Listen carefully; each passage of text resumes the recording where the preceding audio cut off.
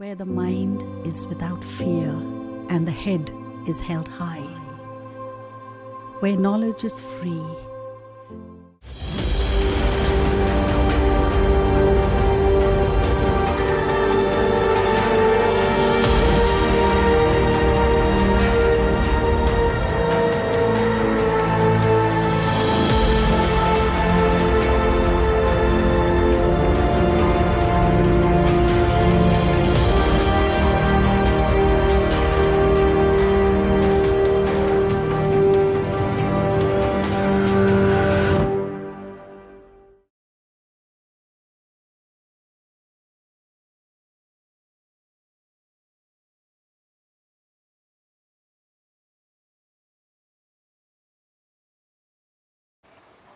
নমস্কার।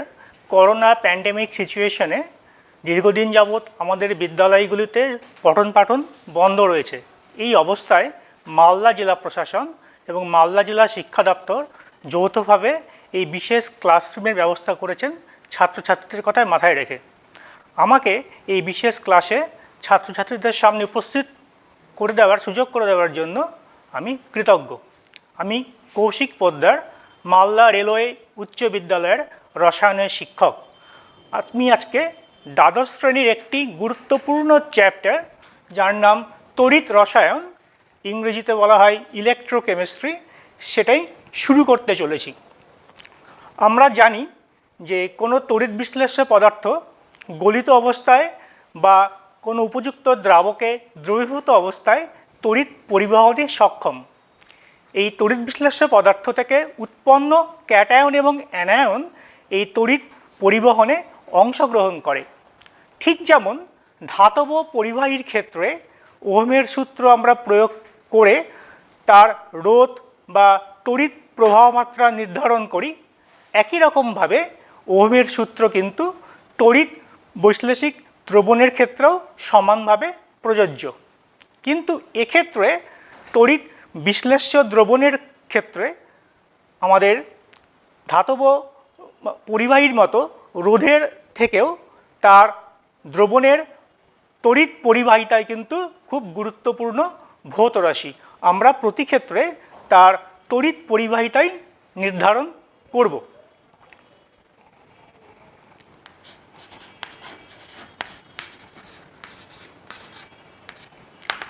প্রথমেই চলে আসি তড়িৎ বৈশ্লেষিক দ্রবণের পরিবাহিতা কাকে বলে। পরিবাহিতা, যাকে আমরা ইংরেজি এল লেটার দিয়ে চিহ্নিত করি, সেটি রোধের সঙ্গে ব্যস্তানুপাতিক সম্পর্কে যুক্ত। অর্থাৎ কোনো তড়িৎ বৈশ্লেষিক দ্রবণের পরিবাহিতা বলতে সেই দ্রবণের রোধের অনন্যকে বুঝব। সুতরাং রোধের মান যদি কমে তাহলে পরিবাহিতার মান অটোমেটিক্যালি বৃদ্ধি পাবে।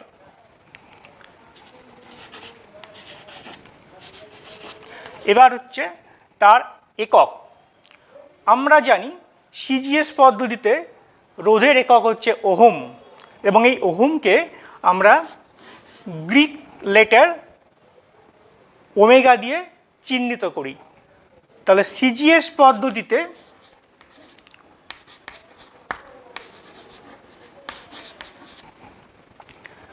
পরিবাহিতার একক হবে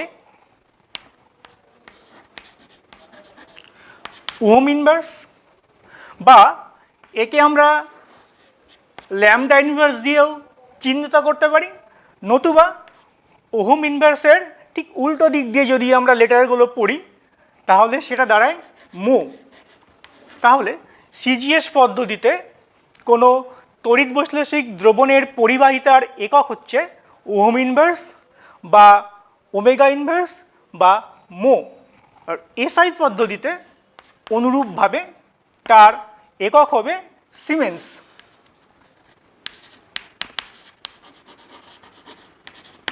এই সিমেন্সকে ইংরেজি এস লেটার দ্বারা আমরা চিহ্নিত করি। এইবার প্রভাবক, অর্থাৎ তড়িৎ বৈশ্লেষিক দ্রবণের পরিবাহিতা কোন কোন বিষয়ের ওপর নির্ভর করে। আমরা কতকগুলো বিষয় এখানে দেখব। তার মধ্যে একটি হচ্ছে আয়নের সংখ্যা, অর্থাৎ দ্রবণে যত বেশি সংখ্যক আয়ন থাকবে স্বভাবতই সেই দ্রবণের তড়িৎ পরিবহন করার ক্ষমতাও অনেকটাই বেশি হবে। 2 নম্বর যে প্রভাবকটি রয়েছে সেটা হচ্ছে আয়নের আধান,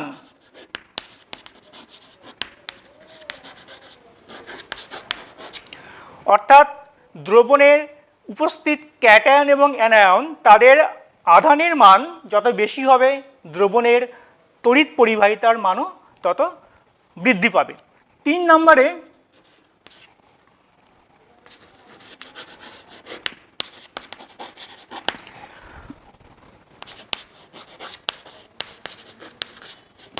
নম্বরে প্রভাবকটি হচ্ছে আয়নের গতিবেগ, অর্থাৎ ক্যাটায়ন এবং অ্যানায়ন তাদের গতিবেগের ওপর কিন্তু পরিবাহিতা নির্ভর করবে। স্বভাবতই তোমরা বুঝতে পারছো আয়নের গতিবেগ যত বেশি হবে তার পরিবাহিতার মানও বৃদ্ধি পাবে, গতিবেগ যদি কম হয় এবং পরিবাহিতার মানও অটোমেটিক্যালি কম হবে। এবং এই গতিবেগ বৃদ্ধি বা হ্রাস পাওয়ার পিছনে কিন্তু আরও অনেকগুলো ফ্যাক্টর কাজ করে, তার মধ্যে রয়েছে দ্রাবকের প্রকৃতি।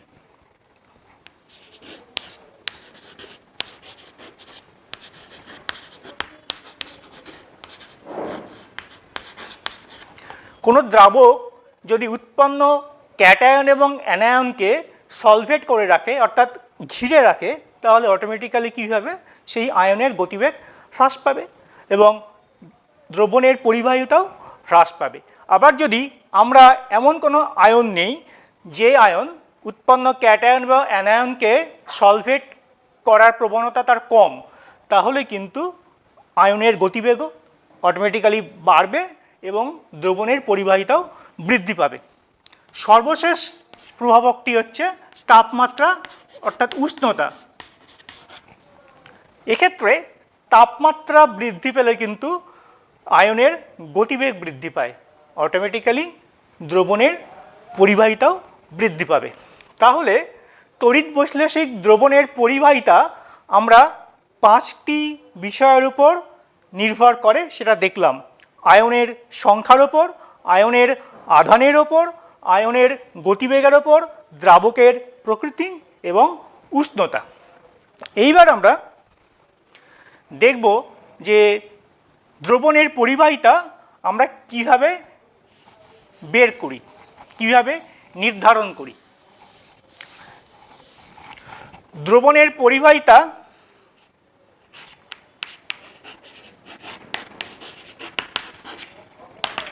নির্ধারণ করার জন্য যে কোষ ব্যবহার করা হয় তাকে বলা হয় পরিবাহিতা কোষ।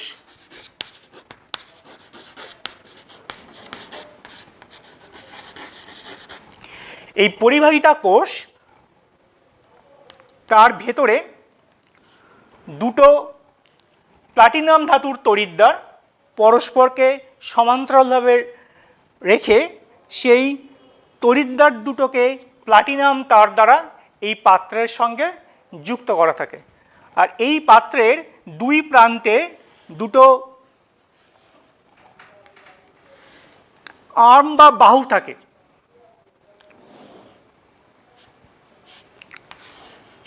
সেই আর্ম বা বাহুর ভেতরে প্লাটিনামের তার আটকানো থাকে পাত্রের সঙ্গে, আর সেই বাহুতে কিন্তু মার্কারি বা পারদ দ্বারা বাহু পূর্ণ করা হয়। অর্থাৎ আমরা এখানে দেখতে পাচ্ছি পারদ রয়েছে, আর এইগুলো হচ্ছে প্লাটিনামের তার। এই দুটো হচ্ছে প্লাটিনামের তৈরি তড়িৎদ্বার।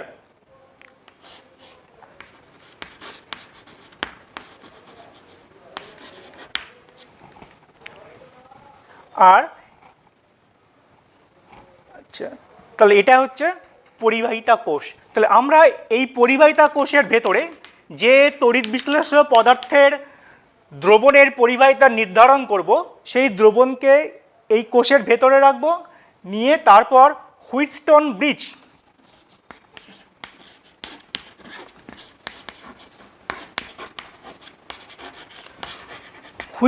ব্রিজ নীতির সাহায্যে দ্রবণের পরিবাহিতা নির্ধারণ করব। এইভাবেই আমরা যে কোনো তড়িৎ বৈশ্লেষিক দ্রবণের পরিবাহিতা নির্ধারণ করি। মনে রাখবে এই কোষটির নাম কিন্তু পরিবাহিতা কোষ, যাকে ইংরেজিতে বলে কন্ডাক্ট্যান্স সেল। এরপরে এই পরিবাহিতা কোষকে ব্যবহার করে দ্রবণের পরিবাহিতা নির্ধারণ করার সময় আমাদের কিন্তু এসি কারেন্ট ব্যবহার করতে হবে। ডিসি কারেন্ট বা সমপ্রবাহ কিন্তু ব্যবহার করা চলবে না। তার পিছনে যুক্তিটি হচ্ছে, যদি আমরা ডিসি কারেন্ট ব্যবহার করি তাহলে কিন্তু এই তড়িৎ বিশ্লেষ্য পদার্থের কিছুটা অংশের তড়িৎ বিশ্লেষণ ঘটে যাবে। আর এই তড়িৎ বিশ্লেষণ ঘটলে তড়িৎ বিশ্লেষ্য পদার্থের গাঢ়ত্ব কিছুটা হ্রাস পাবে। ফলে এই পরীক্ষার দ্বারা নির্ণীত যে আমরা পরিবাহিতার মান পাবো সেই মানে কিন্তু কিছু ত্রুটি চলে আসবে। এই কারণেই আমরা ডিসি কারেন্টের পরিবর্তে এসি কারেন্টকে ব্যবহার করি পরিবাহিতা কোষে কোনো দ্রবণের পরিবাহিতা নির্ণয়ের সময়। এছাড়াও আরেকটি কারণ আমরা বলতে পারি, যখন এই তড়িৎ বিশ্লেষ্য পদার্থের তড়িৎ বিশ্লেষণের সময় যদি কোনো গ্যাসীয় পদার্থ উৎপন্ন হয়, সেই গ্যাসীয় পদার্থ কিন্তু তোমার পোলারাইজেশন বা ছেদন ক্রিয়ার ফলেও তোমার পরিবাহিতার যে মান নির্ধারিত হবে সেখানে ত্রুটি দেখা দেবে, অর্থাৎ ছেদন ক্রিয়ার দরুনও কিছু পরিমাণ ত্রুটি আমরা পাবো। এই কারণেই পরিবাহিতা কোষে কোনো দ্রবণের পরিবাহিতা নির্ধারণের জন্য আমাদের সর্বদা এসি কারেন্ট ব্যবহার করতে হবে।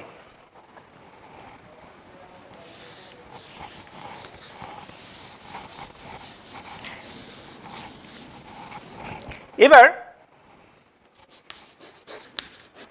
পরিবাহিতা তিন প্রকারের হয়, অর্থাৎ তড়িৎ বৈশ্লেষিক দ্রবণের পরিবাহিতা তিন প্রকারের। প্রথম ভাগটি হচ্ছে আপেক্ষিক পরিবাহিতা,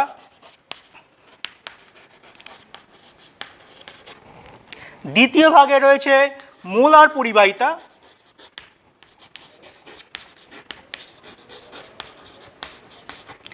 এবং তৃতীয় ভাগে রয়েছে তুল্যাঙ্ক পরিবাহিতা। অর্থাৎ দ্রবণের তড়িৎ পরিবাহিতা একটি ভৌত রাশি এবং আমরা কিন্তু এই তড়িৎ পরিবাহিতাকে তিন রকমভাবে উপস্থাপন করতে পারি এবং তিন ক্ষেত্রেরই কিছু অ্যাডভান্টেজ রয়েছে, আবার কিছু ডিসঅ্যাডভান্টেজ রয়েছে। আমরা এই তড়িৎ পরিবাহিতাগুলো এখন একে একে পরপর দেখব। প্রথমেই চলে আসি আমরা আপেক্ষিক পরিবাহিতা।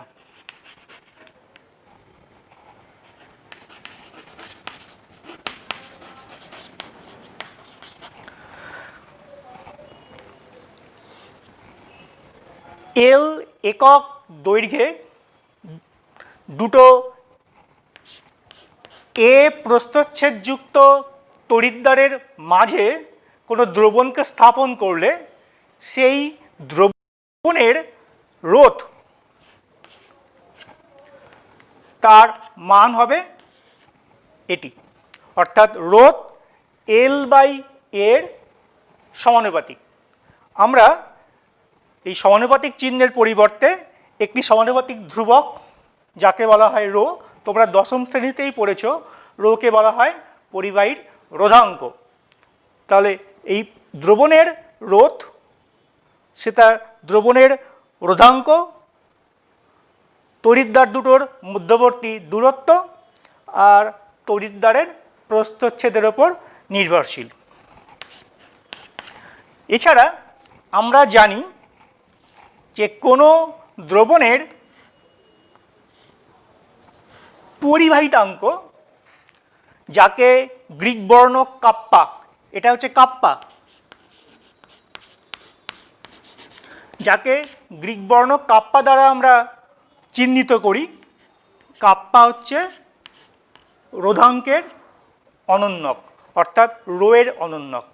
অর্থাৎ আমরা যদি এটাকে বাংলা টার্মে ভাবি তাহলে কোনো তড়িৎ বৈশ্লেষিক দ্রবণের পরিবাহিতাঙ্ক তার রোধাঙ্কের অনন্যক। এটা হচ্ছে 2 নম্বর সমীকরণ। আমরা যদি এবার 1 এবং 2 নম্বর সমীকরণ থেকে একটু সাজিয়ে নিই, তাহলে 1 এবং 2 নম্বর সমীকরণকে যদি আমরা সাজিয়ে নিই, তাহলে আমরা পাবো 1/ρ that is kappa equal to 1/r, সংজ্ঞা অনুযায়ী এটাই হচ্ছে পরিবাহিতা, ইকুয়াল টু L/A। তাহলে দেখতে পাচ্ছি কোনো তড়িৎ বৈশ্লেষিক দ্রবণের পরিবাহিতা ক্ষেত্রে তার আপেক্ষিক পরিবাহিতা বা পরিবাহিতাঙ্ক ইকুয়াল টু ওই দ্রবণের পরিবাহিতা ইন্টু ওই কোষের অর্থাৎ পরিবাহিতা কোষের কোষ ধ্রুবক L/A। তাহলে আমরা এবার আপেক্ষিক পরিবাহিতার সংজ্ঞা নির্ধারণ করতে চাইছি। আমাদের এই দুটো সমীকরণকে একত্রিত করলে যে আপেক্ষিক পরিবাহিতা, যাকে বলা হচ্ছে পরিবাহিতাঙ্ক, তার একটা এক্সপ্রেশন পেলাম। এই এক্সপ্রেশনে যদি আমরা L equal to 1 centimetre, A equal to 1 বর্গ সেন্টিমিটার স্কোয়ার সেন্টিমিটার বসাই, তাহলে কাপ্পা ইকুয়াল টু L। তাহলে বোঝা যাচ্ছে যে কোনো দ্রবণের আপেক্ষিক পরিবাহিতা বা পরিবাহিতাঙ্ক আসলে ওই দ্রবণের পরিবাহিতা, এবং এই পরিবাহিতা কিন্তু একটা বিশেষ শর্তে। কি শর্ত? যদি পরিবাহিতা কোষের তড়িৎদ্বার দুটো 1 একক দূরত্বে অবস্থান করে এবং তড়িৎদ্বার দুটোর যদি ক্ষেত্রফল 1 বর্গ একক হয়, তাহলে ওই দ্রবণের যা পরিবাহিতা সেটাই কিন্তু তার আপেক্ষিক পরিবাহিতা বা পরিবাহিতাঙ্ক। অর্থাৎ সংজ্ঞাটা আমরা তাহলে কীভাবে বলতে পারি? একক দূরত্বে অবস্থান করছে একক প্রস্থচ্ছেদযুক্ত তড়িৎদ্বারের মধ্যবর্তী দ্রবণের পরিবাহিতাই হচ্ছে ওই দ্রবণের আপেক্ষিক পরিবাহিতা। অর্থাৎ এই কথাগুলোকে আমরা একটু অন্যভাবেও উপস্থাপন করতে পারি যে 1 বর্গ একক আয়তনের কোনো দ্রবণের পরিবাহিতাকে বলা হয় তার আপেক্ষিক পরিবাহিতা, অবশ্যই কোনো একটা নির্দিষ্ট তাপমাত্রায়, কারণ তাপমাত্রার উপর কিন্তু আপেক্ষিক পরিবাহিতা বা মোলার পরিবাহিতা সবগুলো পরিবাহিতায় কিন্তু নির্ভর করে। তাহলে সংজ্ঞা চলে গেল। এবার আমরা চলে আসি একক। তাহলে আপেক্ষিক পরিবাহিতা যেহেতু একটি ভৌত রাশি, পরিমাপযোগ্য, সুতরাং তার একটি উপযুক্ত একক আমাদের খুঁজতে হবে। আমরা আপেক্ষিক পরিবাহিতার একক নির্ধারণ করব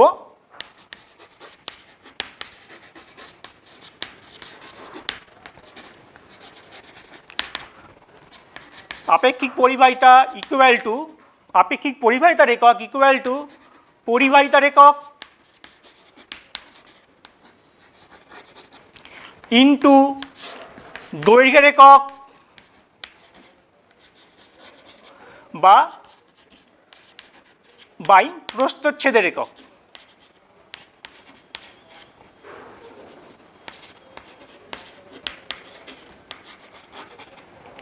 তাহলে আমরা ঠিক এই রিলেশন থেকেই কিন্তু এই সমীকরণটা আমরা স্থাপন করলাম। আপেক্ষিক পরিবাহিতার একক ইকুয়াল টু পরিবাহিতার একক গুণন দৈর্ঘ্যের একক বাই প্রস্থচ্ছেদের একক। সিজিএস পদ্ধতি অনুযায়ী আমরা জানি পরিবাহিতার একক ohm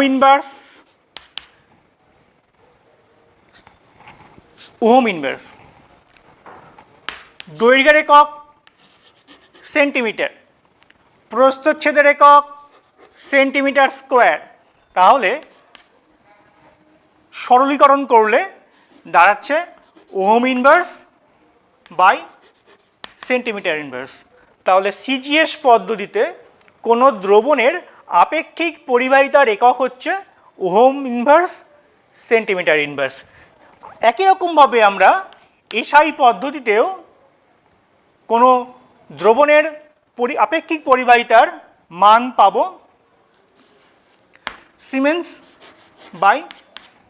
siemens into metre inverse.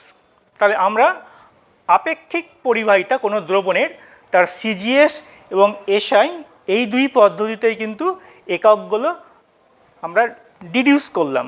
এবং এই এককগুলোর ক্ষেত্রে কিন্তু আমরা এই চ্যাপ্টারের ক্ষেত্রে বারে বারে বলছি যে আমাদের কিন্তু এই ডিডাকশানটাই জানতে হবে। অনেক সময় হয় কি এককগুলো আমাদের গুলিয়ে যায় বা ভুল হয়ে যেতে পারে। আমরা যদি ডিডিউস করতে শিখে যাই কী করে একটা একককে বের করে আনতে হয়, কি কোন কোন রাশিমালা থেকে সে একক আসবে, তাহলে কিন্তু আমরা যে কোনো সময় যে কোনো পদ্ধতিতে এই এককগুলো আমরা সঠিকভাবে বলতে পারবো। এইবার প্রভাবক।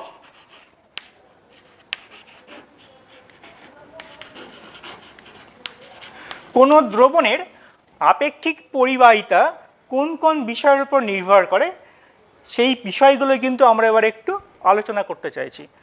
প্রথমের পয়েন্টটা হচ্ছে তড়িৎ বিশ্লেষ্য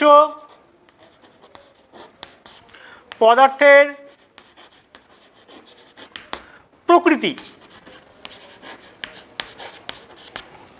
তার মানে তড়িৎ বিশ্লেষ্য পদার্থ সে যদি বেশি মাত্রায় আয়নিত হতে পারে তাহলে তার আপেক্ষিক পরিবাহিতার মান একরকম হবে। যদি তার আয়নিত হওয়ার প্রবণতা বা ক্ষমতা কম হয় তাহলে আপেক্ষিক পরিবাহিতার মান কম হবে। তাহলে এক্ষেত্রে তড়িৎ বিশ্লেষ্য পদার্থের প্রকৃতি কিন্তু একটি গুরুত্বপূর্ণ প্রভাবক। দ্বিতীয় নম্বরে আমরা বলবো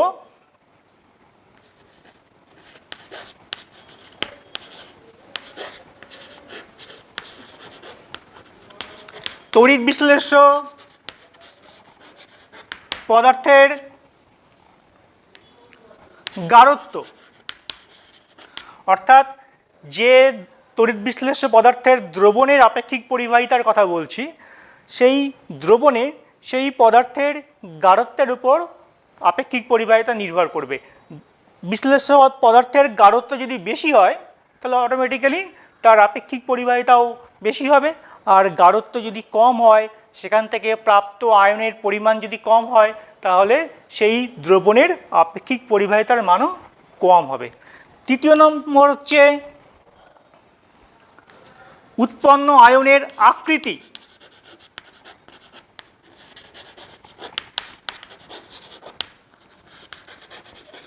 আকার।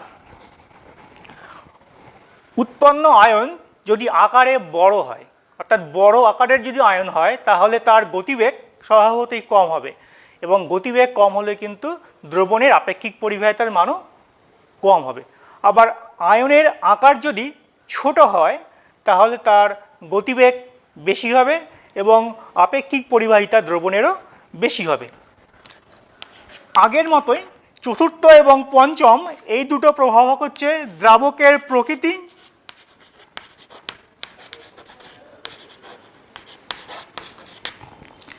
এবং উষ্ণতা।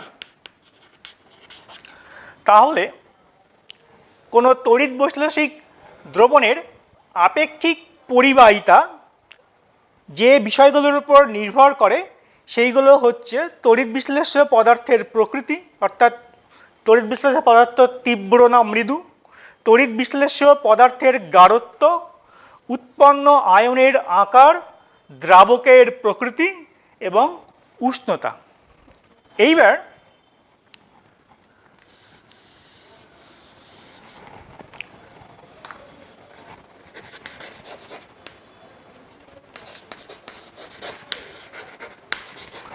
আমাদের বিচার্য বিষয় কোষ ধ্রুবক।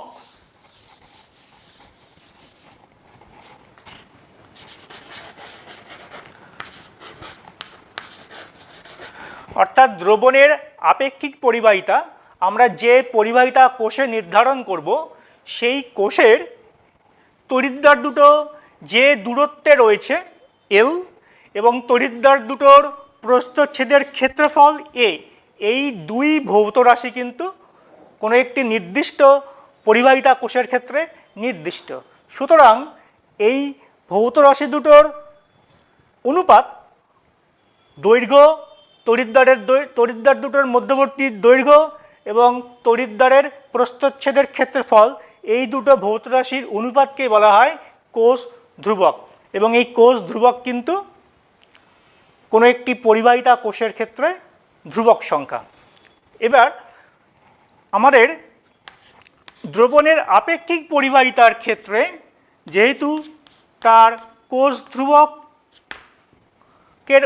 উপস্থিতি রয়েছে, তাহলে আমাদের মনে প্রশ্ন জাগতে পারে যে কোনো একটা নির্দিষ্ট তড়িৎ বিশ্লেষ্য পদার্থের দ্রবণকে আমরা যদি বিভিন্ন পরিবাহিতা কোষে স্থাপন করে তাদের আপেক্ষিক পরিবাহিতা নির্ধারণ করতে যাই, তাহলে কি তাদের আপেক্ষিক পরিবাহিতার মান বিভিন্ন কোষে বিভিন্ন হবে?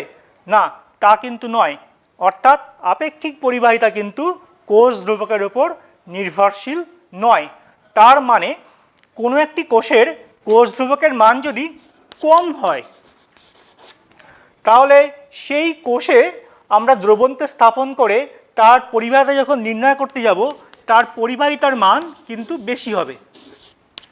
আবার অন্য কোনো কোষে যদি কোষ ধ্রুবকের মান বেশি হয়, তাহলে সেই কোষে ওই একই দ্রবণের পরিবাহিতার মান কিন্তু কম হবে। তার মানে দেখতে পাচ্ছি এই দুটো রাশি নিজেদের মধ্যে কিন্তু অ্যাডজাস্ট করছে। অর্থাৎ এই দুটো রাশির গুণফল আমরা যে কোনো তড়িৎ বিশ্লেষ্য পদার্থের ক্ষেত্রে ধরি না কেন, বা যে কোনো পরিবাহিতা কোষের ক্ষেত্রেই ভাবি না কেন, এই দুটো রাশির গুণফল সর্বদা ধ্রুবক, এবং সেই ধ্রুবকটি হচ্ছে তড়িৎ বৈশ্লেষিক দ্রবণের আপেক্ষিক পরিবাহিতা। তাহলে দেখা যাচ্ছে আপেক্ষিক পরিবাহিতা কিন্তু কখনোই কোষ ধ্রুবকের ওপর নির্ভরশীল নয়। এবার কোষ ধ্রুবকের একক আমরা খুব সহজেই বলতে পারি। সিজিএস পদ্ধতিতে কোষ ধ্রুবকের একক সেন্টিমিটার ইনভার্স, এবং এসআই পদ্ধতিতে তার একক মিটার ইনভার্স। অর্থাৎ দৈর্ঘ্য আর প্রস্থচ্ছেদের এককের অনুপাতে যেহেতু কোষ ধ্রুবক, তাদের এককগুলোও কিন্তু সেন্টিমিটার ইনভার্স সিজিএস পদ্ধতিতে আর মিটার ইনভার্স এসআই পদ্ধতিতে হবে। এইবার আমাদের পরবর্তী বিচার্য বিষয় হচ্ছে মোলার পরিবাহিতা।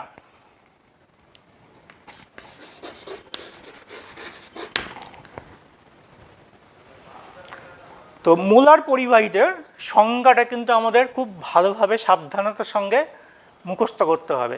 যদিও পরীক্ষায় এই সংজ্ঞা আসার সম্ভাবনা খুবই কম, কিন্তু যদি কখনোই বা আসে, আমরা যাতে সঠিকভাবে উপস্থাপন করতে পারি পরীক্ষার খাতায়, সেদিকে নজর দিতে হবে। এই জন্য আমাদের উচিত এই বারে বারে সংজ্ঞাগুলোকে নিজের মতো করে তৈরি করে সেটাকে লিখে প্র্যাকটিস করা। তো আমি প্রথমে এই মোলার পরিবাহিতার সংজ্ঞাটাই বলছি। কোনো একটি নির্দিষ্ট তড়িৎ বিশ্লেষ্য পদার্থের যে আয়তনের দ্রবণে 1 মোল পরিমাণ তড়িৎ বিশ্লেষ্য পদার্থ দ্রবীভূত করে সেই দ্রবণকে 1 একক দৈর্ঘ্যের ব্যবধানে রাখা সুনির্দিষ্ট আকারের প্রস্থচ্ছেদযুক্ত তড়িৎদ্বারের মাঝখানে রাখলে সেই দ্রবণের যে পরিবাহিতা মান বেরোয়, সেই পরিবাহিতার মান ওই নির্দিষ্ট তাপমাত্রায় ওই নির্দিষ্ট তড়িৎ বিশ্লেষ্য পদার্থের মোলার পরিবাহিতা। সংজ্ঞাটা যেহেতু একটু লেন্দি, অর্থাৎ বড়, আমাদের কিন্তু বারে বারে সেটা ভালো করে বুঝে নিয়ে খাতায় লিখে প্র্যাকটিস করতে হবে। তাহলে আমরা মোলার পরিবাহিতার সংজ্ঞাটা বুঝতে পারলাম। এবার মোলার পরিবাহিতার সঙ্গে আপেক্ষিক পরিবাহিতার কিন্তু একটি সম্পর্ক রয়েছে।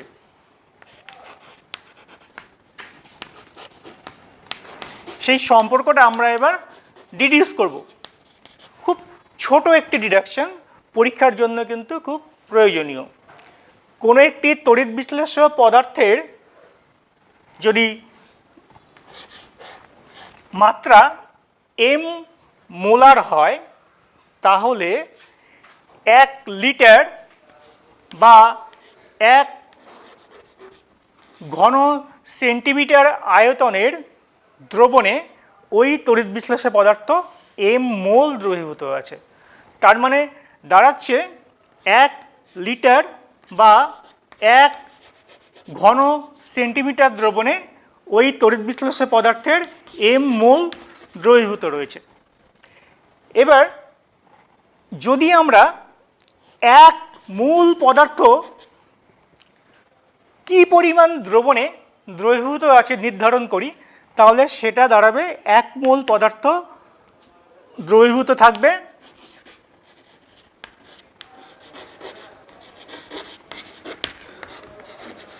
1000/m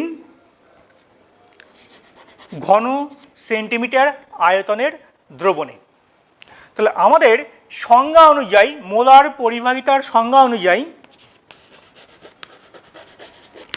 মোলার পরিবাহিতা ইকুয়াল টু 1 মোল তড়িৎ বিশ্লেষ্য পদার্থ দ্রবীভূত থাকবে যে আয়তনের দ্রবণে, অর্থাৎ 1000/m ঘন সেন্টিমিটার আয়তনের দ্রবণের পরিবাহিতা equal to 1000/m into 1 centimetre cube দ্রবণের পরিবাহিতা ইকুয়াল টু 1000/m, আর আমরা 1 সেন্টিমিটার কিউব আয়তনের দ্রবণ অর্থাৎ 1 ঘন সেন্টিমিটার আয়তনের দ্রবণের পরিবাহিতাকে জেনে এসেছি আপেক্ষিক পরিবাহিতা হিসাবে। তাহলে আমরা এক্ষেত্রে 1 ঘন সেন্টিমিটার দ্রবণের পরিবাহিতার পরিবর্তে তার আপেক্ষিক পরিবাহিতা অর্থাৎ কাপ্পাকে স্থাপন করলাম। তাহলে মোলার পরিবাহিতা, যাকে আমরা গ্রিক বর্ণ ল্যামডা সেটা দিয়ে চিহ্নিত করি, আর যেহেতু মোলার তার সাবস্ক্রিপ্টে থাকবে m, তাহলে কোনো দ্রবণের মোলার পরিবাহিতা ল্যামডা m ইকুয়াল টু 1000m/কাপ্পা। m মানে ওই দ্রবণের মোলারিটি, কাপ্পা হচ্ছে ওই দ্রবণের আপেক্ষিক পরিবাহিতা। তাহলে এইটি হচ্ছে কোনো দ্রবণের মোলার পরিবাহিতার সঙ্গে আপেক্ষিক পরিবাহিতার সম্পর্ক। এই সম্পর্কটি কিন্তু পরীক্ষায় ডিডিউস করতে দিতে পারে, কারণ খুব ছোট এই ডিডাকশানটা এবং এটি 2 নম্বরের জন্য কিন্তু উপযুক্ত। এবার আমরা দেখব মোলার পরিবাহিতার একক।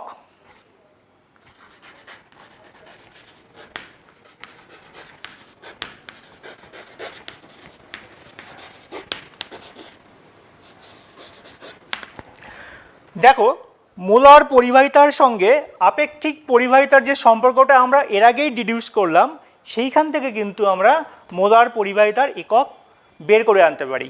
কিভাবে? আমরা জানি কোনো দ্রবণের আপেক্ষিক পরিবাহিতার একক হচ্ছে সিজিএস পদ্ধতিতে ওহম ইনভার্স সেন্টিমিটার ইনভার্স। এইবার কোনো দ্রবণের মোলারিটি আমরা প্রকাশ করি মোল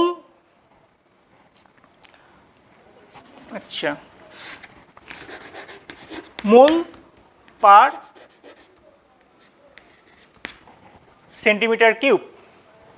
তাহলে এই উপরের একক রাশিমালাটি হচ্ছে দ্রবণের আপেক্ষিক পরিবাহিতার এককের রাশিমালা, আর নিচের রাশিমালাটি হচ্ছে দ্রবণের মোলারিটি তার রাশিমালা।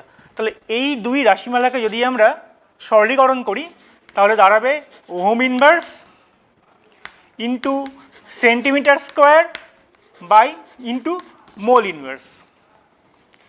এইটি হলো সিজিএস পদ্ধতিতে কোনো দ্রবণের মোলার পরিবাহিতার একক, ohm inverse, centimetre square, mole inverse. একই রকমভাবে আমরা এসআই পদ্ধতিতে যদি কোনো দ্রবণের মোলার পরিবাহিতার একক বলতে চাই, তাহলে সেটি হবে siemens into metre square into mole inverse. তাহলে এই এককগুলো কিন্তু আমাদের খুব সাবধানে ভাবতে হবে, এবং এই এককগুলো পরীক্ষায় শর্ট প্রশ্ন হিসেবে প্রায়শই আসে, এবং অধিকাংশ ক্ষেত্রে কিন্তু ছাত্রছাত্রীরা ভুলগুলো করে। আমরা এই ভুলগুলো তখনই শুধরাতে পারবো যদি এই এককগুলো কীভাবে আসছে, অর্থাৎ তাদের ডিডাকশানটা যদি আমরা বুঝে নিই। পরীক্ষার খাতায় কিন্তু আমরা প্রয়োজন পড়লে আলাদা করে সেগুলোকে ডিডাকশান করেও দেখে নিতে পারি বা ডিডাকশান করে উত্তরটা বের করতে পারি। এই জায়গায় কিন্তু আমাদের খুব সাবধান হতে হবে। তাহলে আমরা মোলার পরিবাহিতা কাকে বলে জানলাম।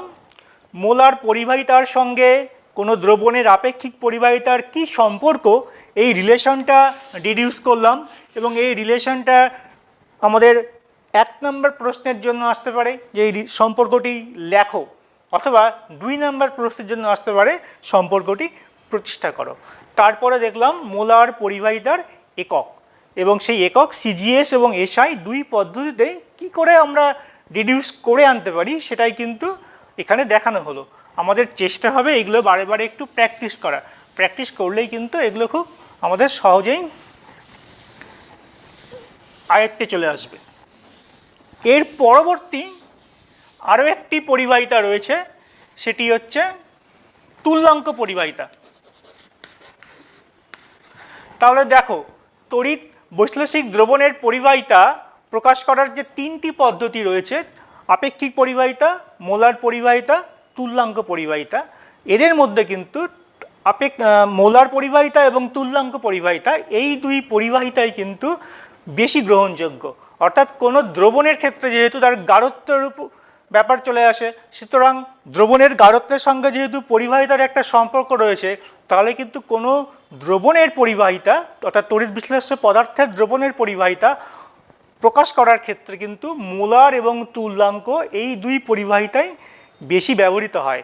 এক্ষেত্রে আপেক্ষিক পরিবাহিতার ব্যবহারটা কিন্তু অনেকটাই কম। তাহলে আমরা এবার ঠিক আগের মতোই তুল্যাঙ্ক পরিবাহিতার সংজ্ঞা, এর সংজ্ঞাটা হুবহু মোলার পরিবাহিতার মতোই, শুধু একটি জায়গায় পরিবর্তন হবে। আমি আবার সংজ্ঞাটা আস্তে আস্তে বলার চেষ্টা করছি, তোমরা একটু বোঝার চেষ্টা করো। কোনো তড়িৎ বিশ্লেষ্য পদার্থের যে আয়তনের দ্রবণে 1 গ্রাম তুল্যাঙ্ক পরিমাণ তড়িৎ বিশ্লেষ্য পদার্থ দ্রবীভূত করে সেই দ্রবণকে একক দূরত্বে অবস্থান করছে এমন নির্দিষ্ট আকারের তড়িৎ দ্বারের মধ্যে স্থাপন করলে ওই দ্রবণের যে পরিবাহিতা নির্ধারিত হয়, সেই পরিবাহিতা ওই নির্দিষ্ট তাপমাত্রায় ওই নির্দিষ্ট তড়িৎ বিশ্লেষ্য পদার্থের তুল্যাঙ্ক পরিবাহিতা। অর্থাৎ মোলার পরিবাহিতা আর তুল্যাঙ্ক পরিবাহিতার সংজ্ঞাটা কিন্তু একদম হুবহু এক, শুধু পার্থক্য হচ্ছে এক ক্ষেত্রে আমরা উল্লেখ করব 1 মোল পদার্থ দ্রবীভূত রয়েছে, আর অন্য ক্ষেত্রে উল্লেখ করব 1 গ্রাম তুল্যাঙ্ক পরিমাণ পদার্থ দ্রবীভূত রয়েছে। ঠিক আগের মতোই তুল্যাঙ্ক পরিবাহিতার সঙ্গে দ্রবণের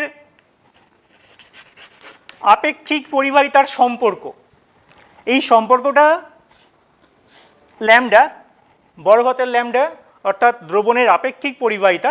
অনেক সময় একে ইকুইভ্যালেন্ট করা হয় আপেক্ষিক পরিবাহিতা বোঝানোর জন্য, ইকুয়াল টু 1000/n, n মানে হচ্ছে দ্রবণের নর্মালিটি, ইন্টু উক্ত দ্রবণের আপেক্ষিক পরিবাহিতা।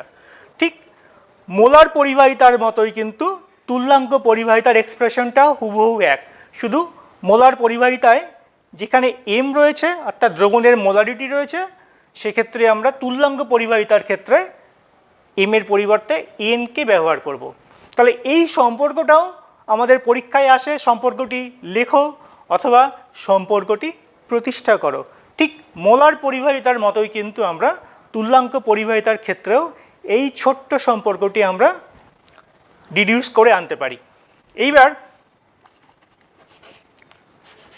একক, ঠিক মোলার পরিবাহিতার মতোই তুল্যাঙ্ক পরিবাহিতার একক কি হবে? একক হবে সিজিএস পদ্ধতিতে ohm inverse centimetre inverse by gram equivalent into centimetre minus cube. ওপরের একক রাশিমালাটি হচ্ছে তার দ্রবণের আপেক্ষিক পরিবাহিতার এককের রাশিমালা, আর নিচেরটি হচ্ছে দ্রবণের নর্মালিটির এককের রাশিমালা। তাহলে এই দুইকে যদি আমরা সরলীকরণ করি তাহলে দাঁড়াবে ohm inverse into centimetre square into gram equivalent inverse. এটি হলো কোনো দ্রবণের তুল্যাঙ্ক পরিবাহিতার সিজিএস পদ্ধতিতে এককের রাশিমালা। ঠিক একই রকমভাবে এসআই পদ্ধতির ক্ষেত্রেও আমরা সেটা লিখতে পারি। সেক্ষেত্রে শুধুমাত্র সেন্টিমিটার স্কোয়ারের পরিবর্তে হবে মিটার স্কোয়ার, অর্থাৎ সেটি দাঁড়াবে ohm inverse into metre square into gram equivalent inverse. তাহলে তুল্যাঙ্ক পরিবাহিতার ক্ষেত্রে আমরা তার সংজ্ঞা জানলাম। তুল্যাঙ্ক কোনো দ্রবণের তুল্যাঙ্ক পরিবাহিতার সঙ্গে আপেক্ষিক পরিবাহিতার সম্পর্কটি লিখলাম এবং প্রয়োজন পড়লে সম্পর্কটি আমাদের প্রতিষ্ঠা করে দেখতে হবে। এবং তৃতীয় পয়েন্ট হচ্ছে তুল্যাঙ্ক পরিবাহিতার একক এবং এককের রাশিমালা কিভাবে আমরা এই পূর্বের সমীকরণ থেকে ডিডিউস করে আনতে পারি সেটা আমরা শিখলাম। এবং এই এককের রাশিমালা কিন্তু আমাদের সিজিএস এবং এসআই এই দুই পদ্ধতিতেই বের করতে হতে পারে। এবার আমাদের আলোচনার বিষয় এই মোলার পরিবাহিতা আর তুল্যাঙ্ক পরিবাহিতা। যেহেতু এই দুই পরিবাহিতাকে অধিক ব্যবহার করা হয় কোনো দ্রবণের পরিবাহিতা প্রকাশ করার ক্ষেত্রে, তাহলে এই দুই পরিবাহিতার মধ্যে কিন্তু একটা পারস্পরিক সম্পর্ক রয়েছে। আমরা এবার সেই সম্পর্কটি প্রতিষ্ঠা করব। মোলার পরিবাহিতা ও তুল্যাঙ্ক পরিবাহিতার মধ্যে সম্পর্ক।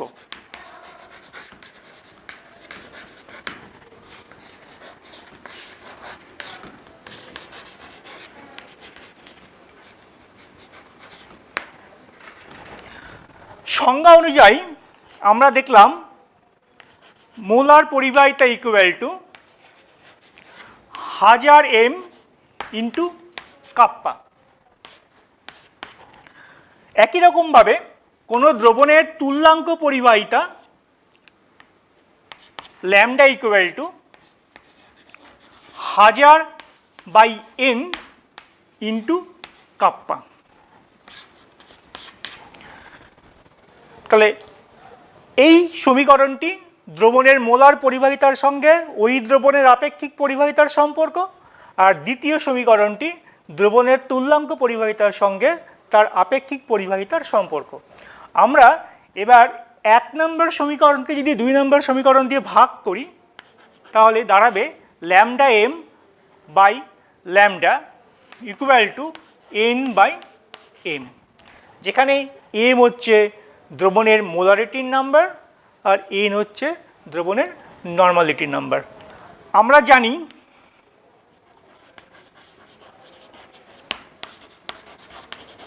কোনো দ্রবণের n equal to m into Z. Z হচ্ছে কোনো তড়িৎ বিশ্লেষ্য পদার্থ থেকে উৎপন্ন আয়নের, অর্থাৎ আয়ন বলতে হতে পারে ক্যাটায়ন, হতে পারে অ্যানায়ন, ক্যাটায়ন বা অ্যানায়নের মোট যোজ্যতা।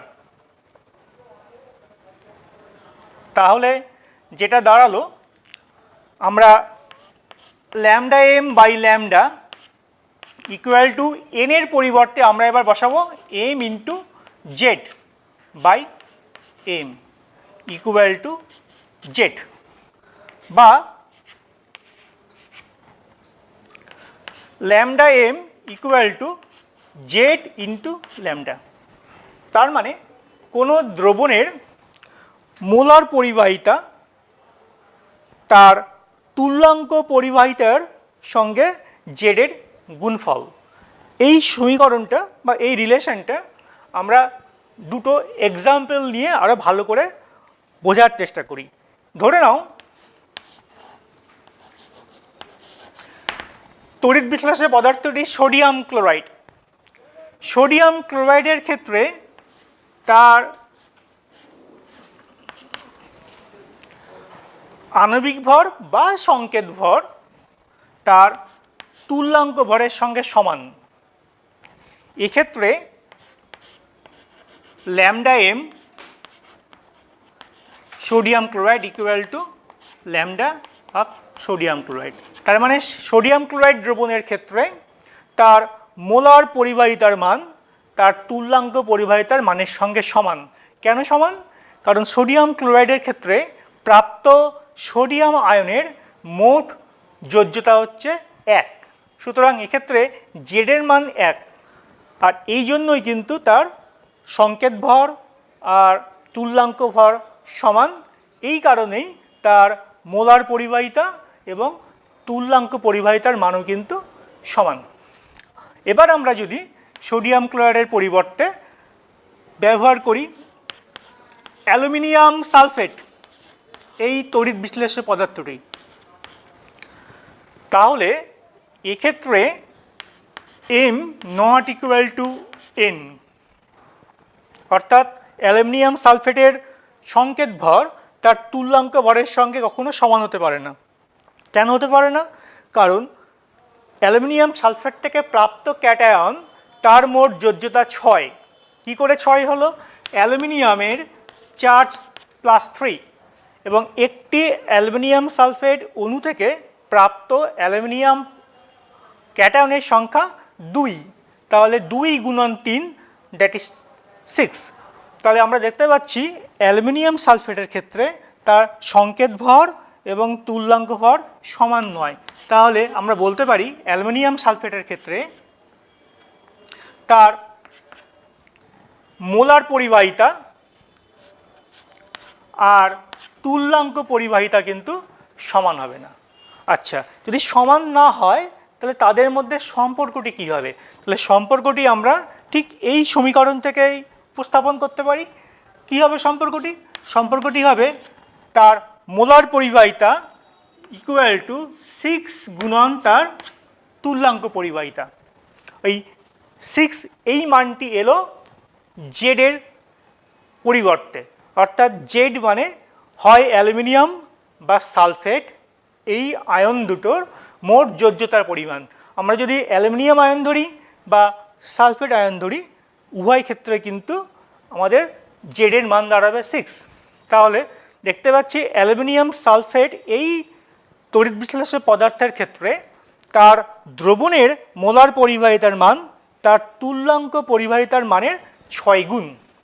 তাহলে আমরা এইভাবে যে কোনো তড়িৎ বিশ্লেষ্য পদার্থের দ্রবণের ক্ষেত্রে তার মোলার পরিবাহিতা আর তুল্যাঙ্ক পরিবাহিতার মধ্যে কিন্তু সম্পর্ক বের করে আনতে পারি ঠিক এই সূত্রের সাহায্যে।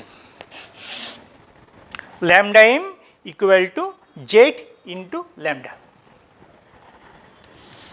এর পরবর্তী বিষয় আমাদের তাহলে আমরা এখনো পর্যন্ত কি কি দেখলাম, এবার একটু আমরা পিছনের দিকে ঘুরে তাকাই।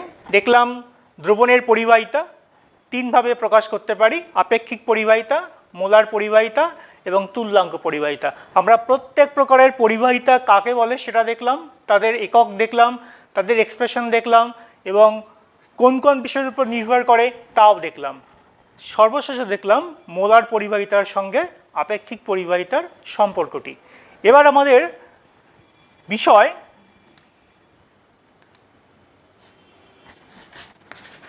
দ্রবণের গাঢ়ত্বের সঙ্গে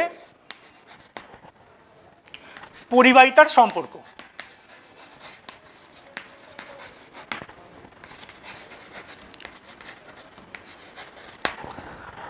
আমরা আগেই বলেছি যে তড়িৎ বিশ্লেষ্য পদার্থের দ্রবণের গাঢ়ত্বের ওপর ওই দ্রবণের পরিবাহিতা নির্ভর করে।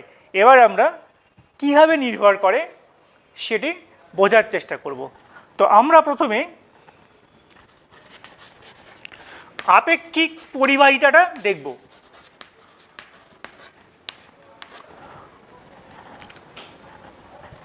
তড়িৎ বিশ্লেষ্য পদার্থের প্রকৃতি পরিবর্তন হলে কিন্তু পরিবাহিতার নির্ধারিত পরিবাহিতার মানেরও পরিবর্তন ঘটে এবং এই তড়িৎ বিশ্লেষ্য পদার্থের প্রকৃতির উপর তার মানটা নির্ভর করে। এই জন্যই আমরা তড়িৎ বিশ্লেষ্য পদার্থকে দুইভাবে ভাগ করছি, একটা হচ্ছে তীব্র তড়িৎ বিশ্লেষ্য পদার্থ আর একটা হচ্ছে মৃদু তড়িৎ বিশ্লেষ্য পদার্থ। আমরা এই দুই প্রকার তড়িৎ বিশ্লেষ্য পদার্থের ক্ষেত্রে, দ্রবণের ক্ষেত্রে আপেক্ষিক পরিবাহিতার পরিবর্তনটা লক্ষ্য করব। তীব্র তড়িৎ বিশ্লেষ্য পদার্থের ক্ষেত্রে দ্রবণের আপেক্ষিক পরিবাহিতা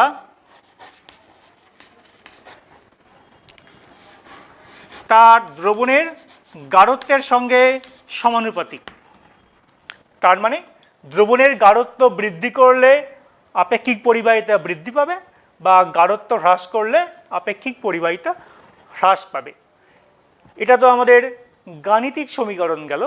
এবার আমরা ব্যাপারটা আণবিক স্তরে বোঝার চেষ্টা করি, কেন গাঢ়ত্ব বৃদ্ধি করলে আপেক্ষিক পরিবাহিতা বৃদ্ধি পাবে। এইবার তড়িৎ বিশ্লেষ্য পদার্থে যদি গাঢ়ত্ব বৃদ্ধি পায়, সেই পদার্থ থেকে উৎপন্ন ক্যাটায়ন অ্যানায়নের সংখ্যা বাড়বে, অর্থাৎ একক আয়তনে দ্রবণের আয়নের সংখ্যা বৃদ্ধি পাবে। আর আয়নের সংখ্যা বৃদ্ধি পেলেই কিন্তু আপেক্ষিক পরিবাহিতার মানটাও বৃদ্ধি পাবে। এই কারণেই তীব্র তড়িৎ বিশ্লেষ্য পদার্থের ক্ষেত্রে দ্রবণের গাঢ়ত্বের বৃদ্ধি ঘটলে আপেক্ষিক পরিবাহিতার মান বৃদ্ধি পায়। এবার আমরা দেখব লঘু তড়িৎ বিশ্লেষ্য পদার্থের ক্ষেত্রে সম্পর্কটি কেমন। এক্ষেত্রেও আপেক্ষিক পরিবাহিতা নির্ভর করবে দ্রবণের গাঢ়ত্বের সঙ্গে সমানুপাতিক হারে। অর্থাৎ তার কারণটা তাহলে কি? এই কারণটা কিন্তু অনেকটাই তীব্র তড়িৎ বিশ্লেষ্য পদার্থের মতোই। আপেক্ষিক পরিবাহিতার ক্ষেত্রে লঘু তড়িৎ বিশ্লেষ্য পদার্থের ক্ষেত্রেও দেখতে পাচ্ছি দ্রবণের গাঢ়ত্বের সঙ্গে আপেক্ষিক পরিবাহিতার সম্পর্কটা সমানুপাতিক। তো এক্ষেত্রে কারণটা একই রকম। লঘু তড়িৎ বিশ্লেষ্য পদার্থের ক্ষেত্রে দ্রবণের গাঢ়ত্ব বাড়লে তার আয়নায়ন ক্ষমতা হ্রাস পায়, আর আয়নায়ন ক্ষমতা হ্রাস পেলে কিন্তু দ্রবণে ক্যাটায়ন অ্যানায়নের সংখ্যাও হ্রাস পাবে।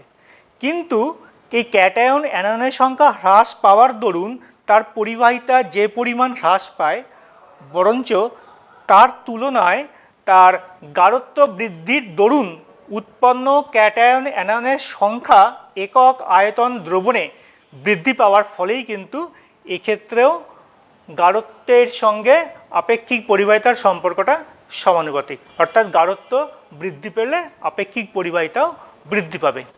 এবার আমরা আপেক্ষিক পরিবাহিতা ছাড়াও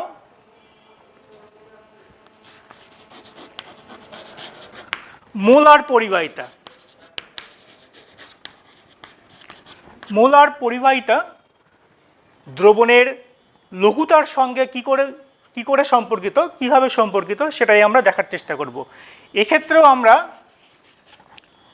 তড়িৎ বিশ্লেষ্য পদার্থকে দুইভাবে ভাগ করব, তীব্র তড়িৎ বিশ্লেষ্য পদার্থ এবং মৃদু।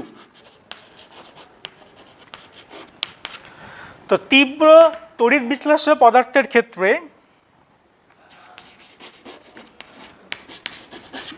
দ্রবণের মোলার পরিবাহিতা উক্ত দ্রবণের লঘুতার সঙ্গে সমানুপাতিক। তার মানে লঘুতা বৃদ্ধি পেলে মোলার পরিবাহিতাও বৃদ্ধি পাবে। এইবার আমাদের তার কারণটা বুঝতে হবে।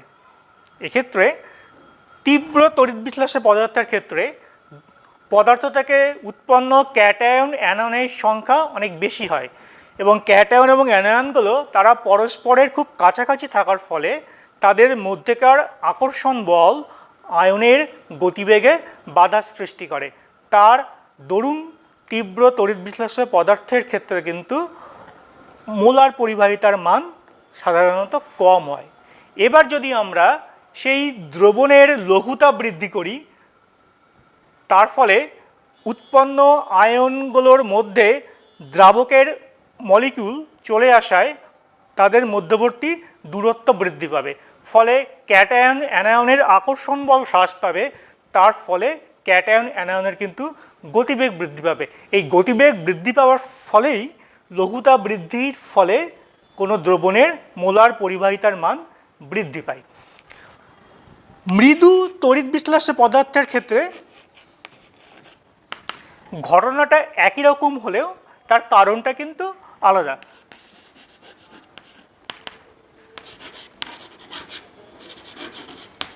অর্থাৎ লঘুতাপ বৃদ্ধি পেলে মৃদু তড়িৎ বিশ্লেষ্য পদার্থের ক্ষেত্রে তার মোলার পরিবাহিতাও বৃদ্ধি পায়। এবার কারণটা আলাদা কিভাবে? আমরা জানি যে মৃদু তড়িৎ বিশ্লেষ্য পদার্থের খুব অল্প সংখ্যক অণু আয়নিত হয়। এবার যদি দ্রবণের লঘুতা আমরা বৃদ্ধি করি, অসওয়াল্ডের ডাইলিউশন সূত্র অনুযায়ী তার আয়নিত হওয়ার প্রবণতা বাড়বে, এবং আয়নিত হওয়ার প্রবণতা বাড়লে অটোমেটিক্যালি তার আয়নের সংখ্যা বৃদ্ধি পাবে, এবং আয়নের সংখ্যা বৃদ্ধি পেলে তার মোলার পরিবাহিতাও কিন্তু বৃদ্ধি পাবে। আমরা এক্ষেত্রে তীব্র এবং মৃদু তড়িৎ বিশ্লেষ্য পদার্থের ক্ষেত্রে এই যে লঘুতা বৃদ্ধির ফলে তাদের মোলার পরিবাহিতা বৃদ্ধি পায়, এই কারণটি কিন্তু আমরা মলিকুলার লেভেলে গিয়ে বোঝার চেষ্টা করলাম। আমরা কিন্তু ইকুয়েশন থেকে অর্থাৎ সমীকরণ থেকেও এই সিদ্ধান্তে আসতে পারি।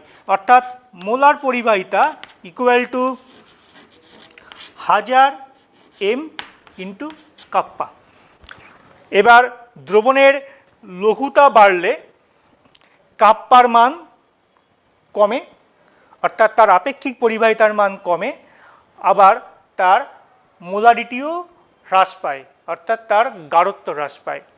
কিন্তু গাঢ়ত্বের সঙ্গে যেহেতু মোলার পরিবাহিতা ব্যস্তানুপাতিক সম্পর্ক, গাঢ়ত্ব হ্রাস পাওয়া মানে মোলার পরিবাহিতার মান বৃদ্ধি পাওয়া। তাহলে আপেক্ষিক পরিবাহিতার মান হ্রাস পাচ্ছে লঘুতা বৃদ্ধি করলে, আবার এম এর মান অর্থাৎ মোলারিটির মানও হ্রাস পাচ্ছে। কিন্তু মোলারিটির মান হ্রাস পেলেও যেহেতু মোলারিটি আপেক্ষিক পরিবাহিতার সঙ্গে ব্যস্তানুপাতিক সম্পর্ক, সুতরাং এম এর মান কমলে ল্যামডা এম এর মান কিন্তু বাড়বে, এবং এই বৃদ্ধির পরিমাণটা কিন্তু কাপ্পার দরুন হ্রাসের থেকেও অধিক। এই কারণেই কিন্তু লঘুতা বৃদ্ধি করলে মোলার পরিবাহিতা দ্রবণের বৃদ্ধি পায়। অর্থাৎ আমরা সেটা কিন্তু এই গাণিতিক সমীকরণ থেকেও উপলব্ধি করতে পারছি।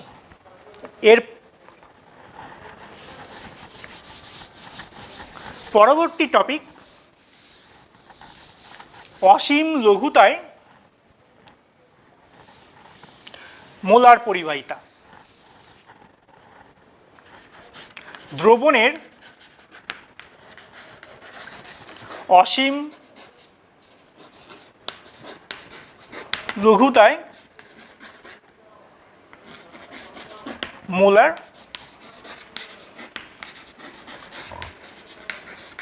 পরিবাহিতা। অসীম লঘুতা এই শব্দের অর্থ কী? আমরা দেখলাম কোনো তড়িৎ বিশ্লেষ্য পদার্থের দ্রবণের লঘুতা যদি ক্রমশ বাড়ায় তাহলে তার মোলার পরিবাহিতাও বৃদ্ধি পায়। এইভাবে বৃদ্ধি পেতে পেতে একসময় মোলার পরিবাহিতা তার সীমাস্থ মানে লিমিটিং ভ্যালুতে পৌঁছবে, এবং সেই লিমিটিং ভ্যালুকে বলা হয় অসীম লঘুতায় মোলার পরিবাহিতা। তাকে আমরা ল্যামডা এম নট দিয়ে প্রকাশ করি। তাহলে আমরা দেখতে পেলাম যে অসীম লঘুতায় মোলার পরিবাহিতাকে আমরা ল্যামডা এম নট দিয়ে প্রকাশ করছি। এবার অসীম লঘুতা কাকে বলে সেটা বুঝতে হবে।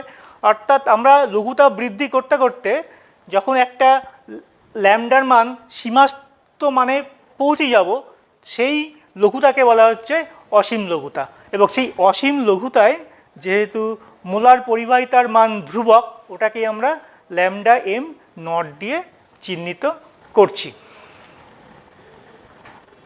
এবার দেখব আমরা তড়িৎ বিশ্লেষ্য পদার্থের ক্ষেত্রে তার লঘুতার সঙ্গে মোলার পরিবাহিতা কেমন সম্পর্কিত।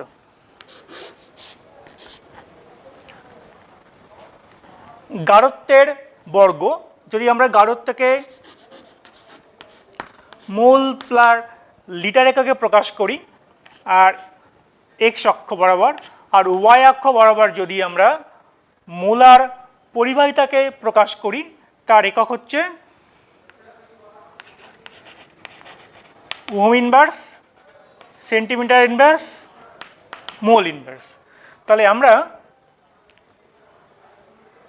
এক্স অক্ষ বরাবর গাঢ়ত্বের বর্গকে প্রকাশ করছি, ওয়াই অক্ষ বরাবর ল্যামডা এমকে প্রকাশ করছি।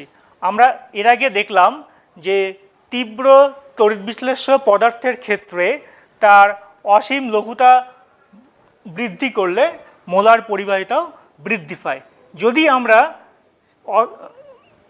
তার অসীম লঘুতার সঙ্গে যদি মোলার পরিবাহিতার সেই পরিবর্তনকে গ্রাফের সাহায্যে প্রকাশ করি তাহলে আমরা কিন্তু একটা সরল রেখা পাবো। এটি একটি তীব্র তড়িৎ বিশ্লেষ্য পদার্থ পটাশিয়াম ক্লোরাইডের ক্ষেত্রে প্রযোজ্য।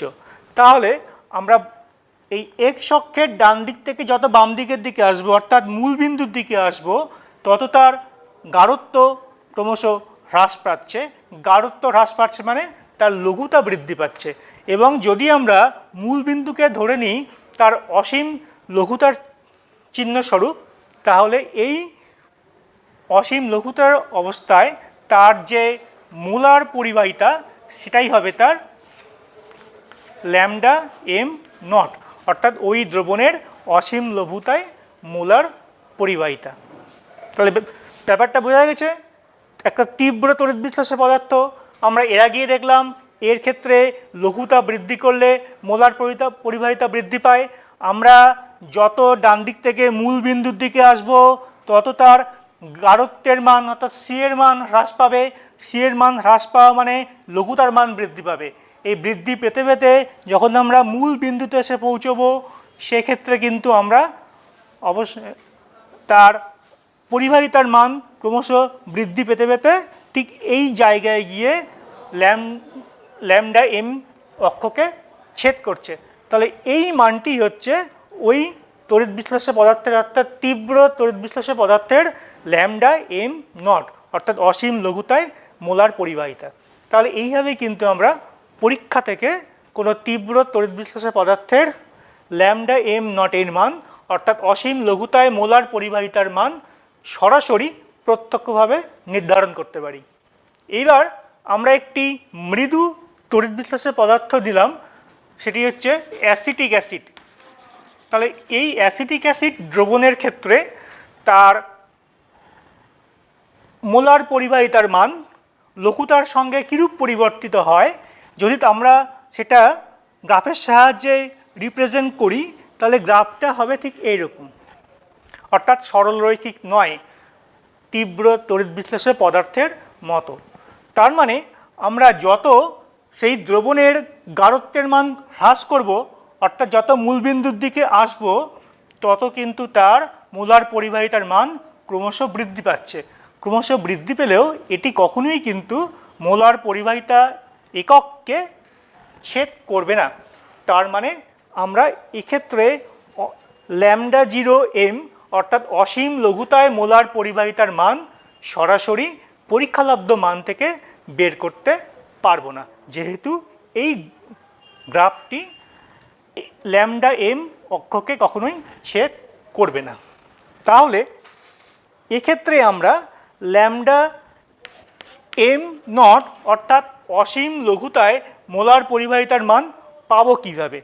এক্ষেত্রে আমাদের একটি বিকল্প পথ রয়েছে একটি সূত্র প্রয়োগ করে, সেটি হচ্ছে কোলরসের সূত্র।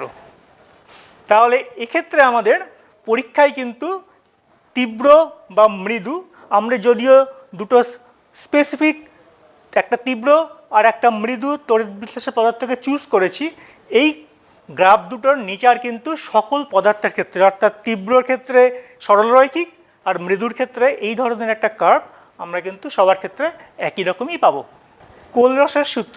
কোলরসের সূত্র যাওয়ার আগে আমাদের একটি নতুন ভৌত রাশি, সেটি হচ্ছে মোলার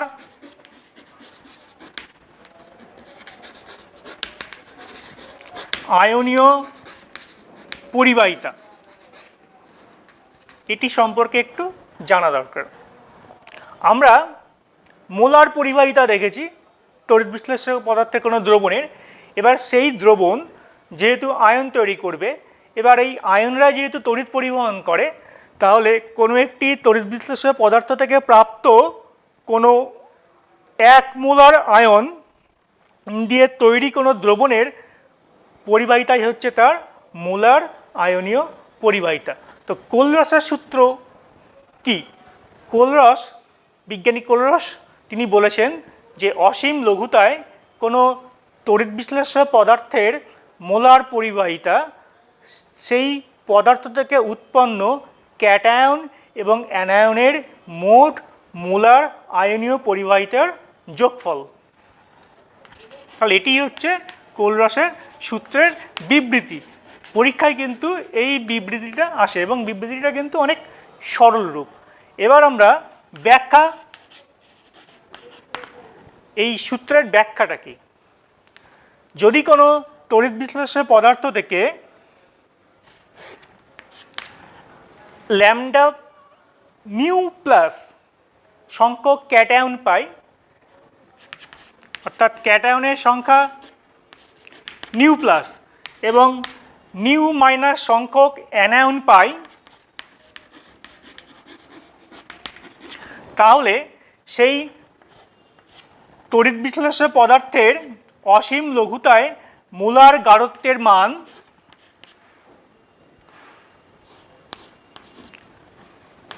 ক্যাটায়নের মোট আয়নীয় পরিবাহিতার মান তার সঙ্গে অ্যানায়নের মোট আয়নীয় পরিবাহিতার মানের যোগফলের সঙ্গে সমান হবে। অর্থাৎ মোলার পরিবাহিতার ক্ষেত্রে ক্যাটায়নের পরিবাহিতা, ক্যাটায়নের মোলার পরিবাহিতা এবং অ্যানায়নের মোলার পরিবাহিতা, অর্থাৎ ক্যাটায়নের অবদান আর অ্যানায়নের অবদান উভয়ের অবদান নিয়েই ওই তড়িৎ বিশ্লেষক পদার্থের মোলার পরিবাহিতা অসীম লঘুতায়। এটি হচ্ছে কোলরাসের সূত্রের ব্যাখ্যা। আমরা এই ব্যাখ্যাটা যদি আরও দু একটি স্পেসিফিক এক্সাম্পল নিয়ে দেখি তাহলে আমরা বুঝতে পারবো। সোডিয়াম ক্লোরাইড, এর ক্ষেত্রে অসীম লঘুতায় মোলার পরিবাহিতার মান হবে সোডিয়াম আয়নের মোলার আয়নীয় পরিবাহিতা আর ক্লোরাইড অ্যানায়নের মোলার আয়নীয় পরিবাহিতার যোগফলের সঙ্গে সমান। এবার যদি আমরা সোডিয়াম ক্লোরাইডের পরিবর্তে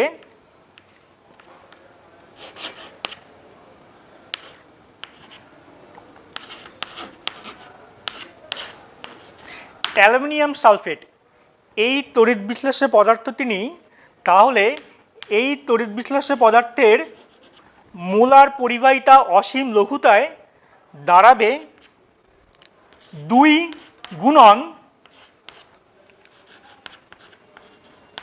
অ্যালুমিনিয়াম আয়নের আয়নীয় পরিবাহিতা যোগ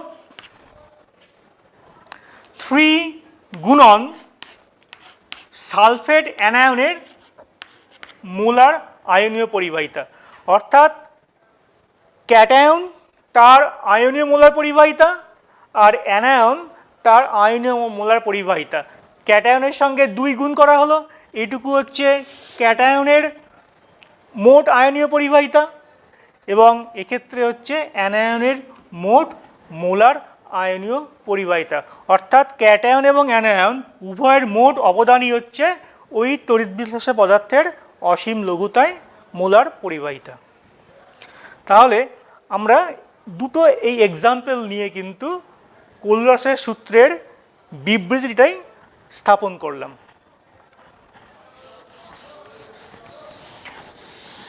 তার মানে বোঝা যাচ্ছে যখন কোনো তড়িৎ বিশ্লেষক পদার্থের দ্রবণ অসীম লঘুতায় পৌঁছবে তখন ক্যাটায়ন এবং অ্যানায়ন এককভাবে অর্থাৎ বিচ্ছিন্নভাবে তারা অবস্থান করছে। অর্থাৎ ক্যাটায়নে অ্যানায়নের কোনো প্রভাব থাকছে না বা অ্যানায়নের ক্ষেত্রে ক্যাটায়নের কোনো প্রভাব থাকছে না, অর্থাৎ তারা স্বাধীনভাবে কিন্তু অবস্থান করছে। এই জন্যই এক্ষেত্রে কিন্তু আমরা আয়নগুলোর অর্থাৎ তড়িৎ বিশ্লেষক পদার্থ থেকে প্রাপ্ত আয়নগুলোর কিন্তু স্বাধীন বিচরণ উপলব্ধি করছি। এবার আমাদের দেখব যে এই কোলরাসের সূত্র প্রয়োগ করে আমরা কিভাবে একটি মৃদু তড়িৎ বিশ্লেষ্য পদার্থের ক্ষেত্রে অসীম লঘুতায় মোলার পরিবাহিতা বের করা যায়। যেমন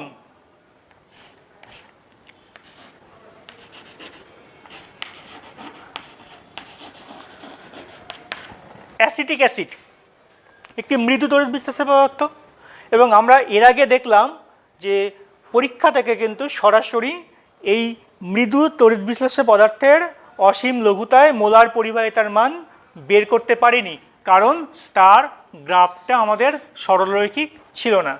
আমরা এক্ষেত্রে এই অ্যাসিটিক অ্যাসিডের ক্ষেত্রে কোলরাসের সূত্র প্রয়োগ করে অসীম লঘুতায় মোলার পরিবাহিতার মানটা নির্ধারণ করতে চাইছি। অ্যাসিটিক অ্যাসিড আয়নিত হয়ে অ্যাসিটেট অ্যানায়ন আর প্রোটন দেবে, তাহলে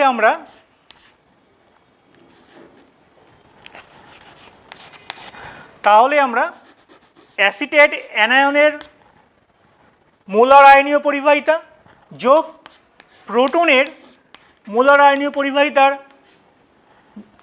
যোগ করলেই কিন্তু অ্যাসিটিক অ্যাসিডের তোমার অসীম লঘুতায় মোলার পরিবাহিতা পাবো। এবার আমরা এই দুটো অবদানকে একটু ঘুরিয়ে লিখব। কিভাবে?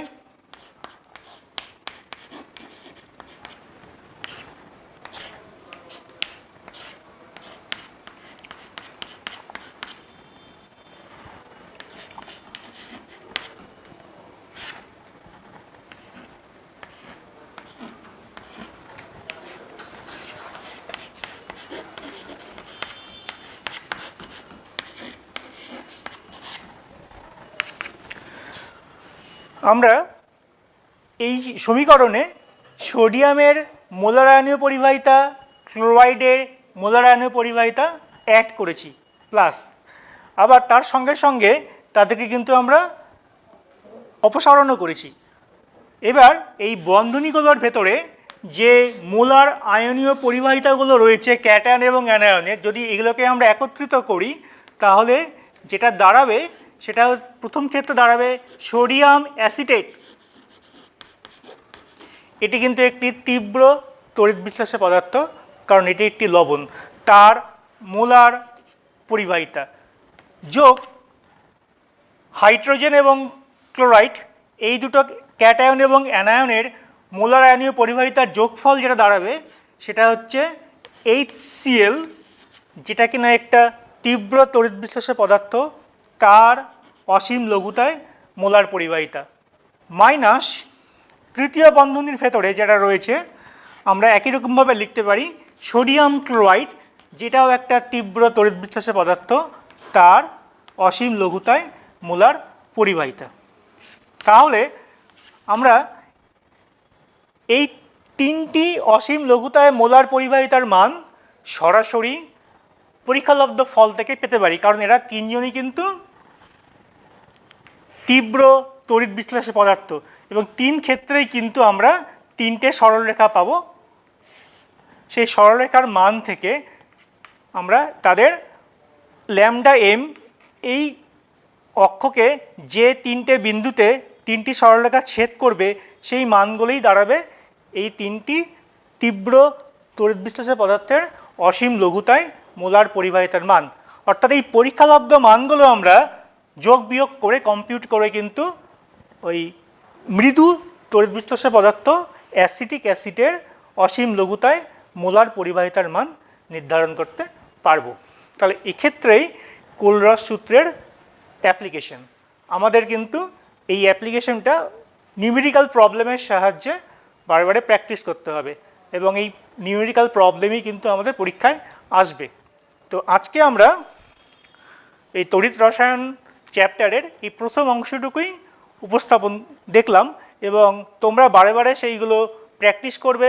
কতগুলো সংখ্যা রয়েছে, সংখ্যাগুলো বারে লিখে লিখে প্র্যাকটিস করবে, আর ছোট ছোট ডিডাকশানগুলো তার এককগুলো কীভাবে আমরা বের করলাম প্রতি ক্ষেত্রে কিন্তু আমাদের ডিডাকশান করে করে বের করে দেখতে হবে। এবং যেহেতু এগুলো মনে রাখা একটু কঠিন, মানে ভুল হওয়ার সম্ভাবনা বেশি, যদি আমরা নিজেরা ডিডিউস করে নিতে পারি তাহলে কিন্তু কখনোই সেটা ভুল হবে না। আমরা এইগুলোই বারে প্র্যাকটিস করব, এবং এই যতটুকু পড়ানো হলো তার মধ্যে যে নিউমেরিক্যাল প্রবলেমগুলো পড়বে, বইয়ে যে প্রবলেমগুলো রয়েছে সেইগুলো কিন্তু আমরা বারে বারে প্র্যাকটিসের মধ্যে দিয়েই এই অংশটুকু আয়ত্ত করব। এখানেই শেষ করছি আজকে।